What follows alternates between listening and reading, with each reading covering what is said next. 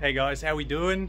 Look where I am right now. Check out this view. I'm at a penthouse in Poblado and we are going to be having our first ever real estate meetup today. The topic is 5 of the biggest mistakes that you never ever should make when investing in Medellin. Because there's some things that are very different to investing in Canada or the US or Australia or whichever countries you might be from. You guys watching at home, we've got about 30 people here from all around the world. Event is sponsored by local Medellin, which is Rick. We do property management for high-end monthly and longer rentals. Instagram, local.medellin. The other part who's sponsoring this is Medellin Masterclass, Andrew Macia and me. MedellinMasterclass.com, you can jump on. We help people move to Medellin. Rick is an investor. He's been here, how many years? 8 years, Rick? 4 years permanently. Been coming on and off for about 10 years. I was an investment banker in London. My background is helping people to make money, basically, whether that's trading or investment banking and private equity. I took a break from my work, left my job for about a year and a half, planning on traveling, and never really went back. Like all of us. Yeah. So that's how I got started here. I saw an opportunity immediately. I would do trips all over Europe. And I saw Berlin when it first took off. I'd go back with my friends and we would sit at the place where we had a fancy dinner. 2 years earlier, we'd look across the street and say, hey, there's a for sale sign. We'd be, now how can that place be 300,000 euros? And then we go back 2 years later, suddenly it was gone and there was 5 Airbnbs sitting there instead. Same thing happened in Lisbon. Same thing happened in Porto. When I got to Medellin, I said, I've seen this before. I know this feeling. It's offering the same type of lifestyle that those cities did. That was where I got started, and I made a couple purchases in 2014. It's quite interesting you said as well that you basically saw that Medellin was growing from the pattern you saw. You're in these other cities around the world. People are coming here, not much happening, but there's a for sale sign here.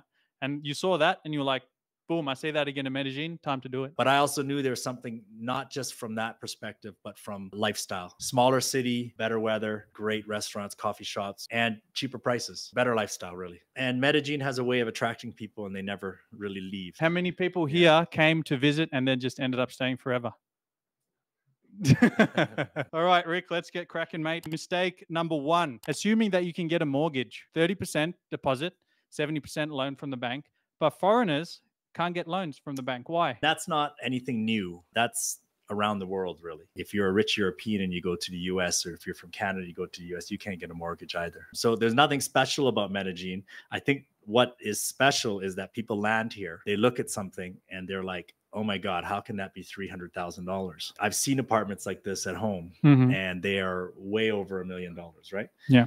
And so you're kind of like a kid in a candy store. And then reality hits and it's like, wait a minute, I need $300,000 to buy that apartment, right? As many of you will know, in most countries, 30% is kind of like the standard deposit. In certain places, you can get as low as 0, 5, or 10%. $300,000 US in the US can buy you a $3 million apartment. So that's kind of a reality check. It's a difficult one because you just saw something that is completely in reach in any other country easily.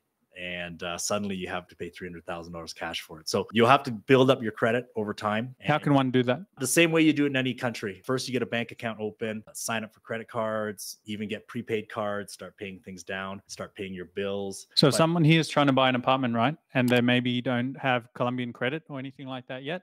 They have to spend like a couple of years building this up, or they just have to have $300,000 or $100,000, or they can't buy nothing. They will probably just have to buy or spend a couple of years living here and building up that credit. Don't forget, when you do build up that credit, interest rates here are significantly higher. So right now, interest rates will cost you 18 to 20% here. Before these increases lately, like everywhere else in the world, we were looking at 11 to 13%. That being said, I would happily invest borrowing at rates of 11 to 13 here because your cap rates are higher, your appreciation is higher. So there's a reason the interest rates are higher here. It has to do with the development of the country and government debt and things like that. So don't forget that those high rates aren't necessarily, you can't compare apples to apples. Yeah. What we're saying here is basically the best way is just have a shitload of money and then you can invest. Yeah. I think prepare yourself. That's all. Very hard to go backwards. You look at something that is seemingly very cheap and then you get a bit disappointed because it's out of reach because you need cash. We're going to go to mistake number 2, being impatient. The market rewards those who are well researched and well consulted. What do you mean by that, Rick? By the way, this video has been edited together from the highlights of our real estate networking meetup. But the actual event went for about an hour 20. And in between each point, everyone who was there asked their questions, and we have some really poignant and interesting answers from Rick. If you're really interested in seeing that, check the link in the description. We have a free real estate investing masterclass email chain. Put in your email address and we'll send that to you straight away. And part 2 of this email chain is this Q&A in full. A lot of foreigners come here and they're shocked because there's no MLS. For people that are not from the US, MLS is simply a platform that the industry kind of agrees on and puts all the info out there. Everybody has access to what's on sale. Everybody has access sometimes to price discovery, how much people paid for properties, how much sales were. We don't have that in Colombia. It makes it very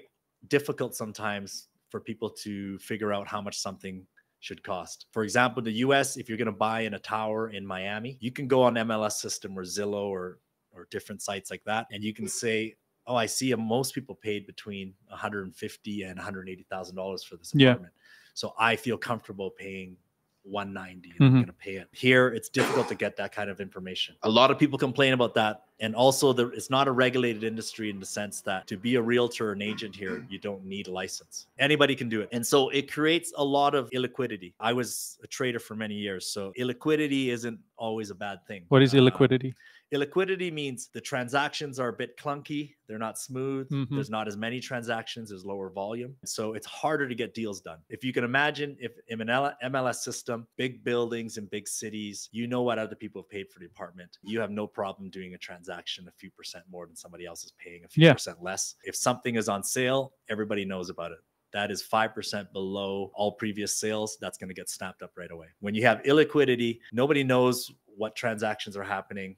What's the right price to pay? Transactions are a little harder to get done. So it favors the patient. If you're patient, illiquidity works for you. What does that mean? You can imagine if you come from a very large city in other countries, you don't find things that are 10, 15% below market. That just doesn't exist. Things that are 5% below market happen. Maybe somebody has to sell. Maybe there's a large expense that needs to be done in that apartment or in that building. Maybe it hasn't been shown well, but you're not going to get things that are generally 10, 15, 20% below market. You still can here. If you are patient, the market can work for you. I think anyone who's bought a home here before in another country, it wouldn't be unusual to look at 4 places and buy one. Here, I think you should be looking at dozens of places to get an idea of where the pricing's at and to see where you stand in the market. Mistake 3, not using qualified consultants, agents, and lawyers. What can happen if we don't do that, Rick? Well, you just waste a lot of time. A good agent, a good lawyer, a good consultant will get you up to speed quickly. They'll tell you what the right price is for an area, what the right area might be for you, given your lifestyle. Where do you want to live in the city? A lot of people complain about pricing here, and I know pricing has gone up a lot. This city has definitely become more expensive, but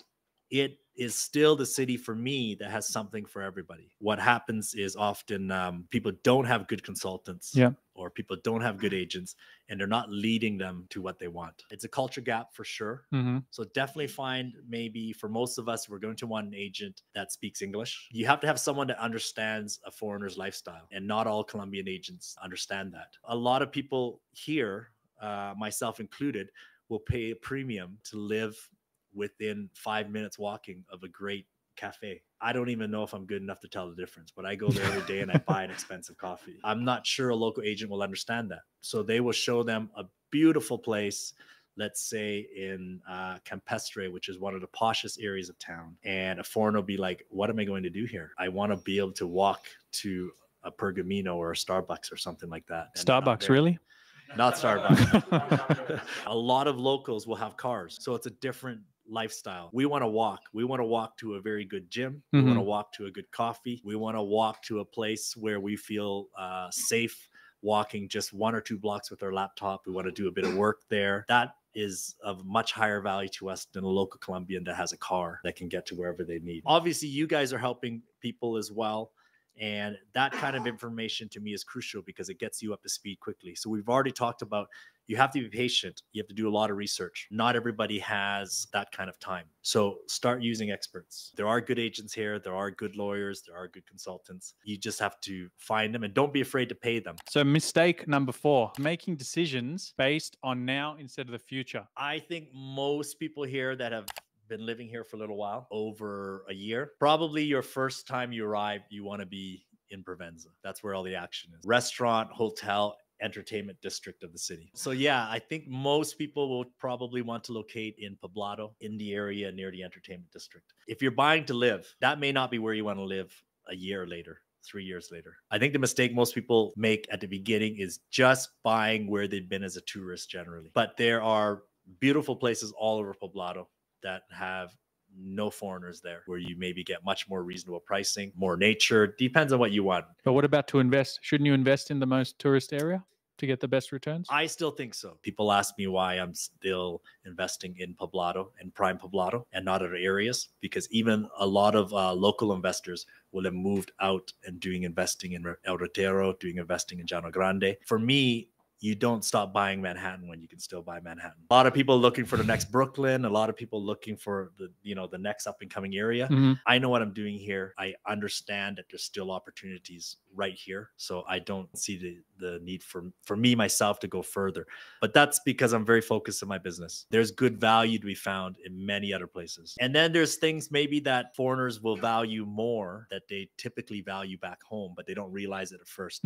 Right now, they want to be close to the best restaurants and things like that, but they're not anywhere near a park. So think about that when you're buying, especially if you're just buying partly or full time to live in. So number 1, biggest mistake that you can make, getting intimidated and missing out on the deal of a lifetime. A lot of the things that we're talking about right now that don't come easy here, getting an appraiser, having protection if there's a known fault in the building or in the apartment, moving money, all of these things often sound intimidating and people don't make the step to buying. There's nothing wrong with that if you didn't have much intention of buying, but I've seen people, many of you probably know people that have been coming here for years. Every year they come and they do their research, they go and look at properties. They're like, oh my God, this is amazing. Oh my God, why didn't I buy that? I can't believe, look at that. Somebody bought it and it's beautiful. And so they keep going, and it's partly because they get intimidated by all of the things that we're hearing. None of those things, in my personal opinion, are that difficult. I'm not a real estate investor. This is all new to me. I didn't start doing it until I moved here.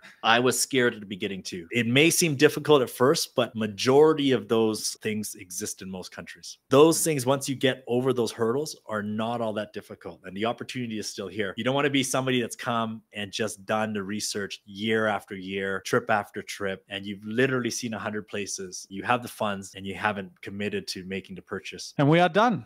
Hey, thank you. Thanks, Rick. Thanks everyone for coming. Hope you all learned something today and what mistakes not to make.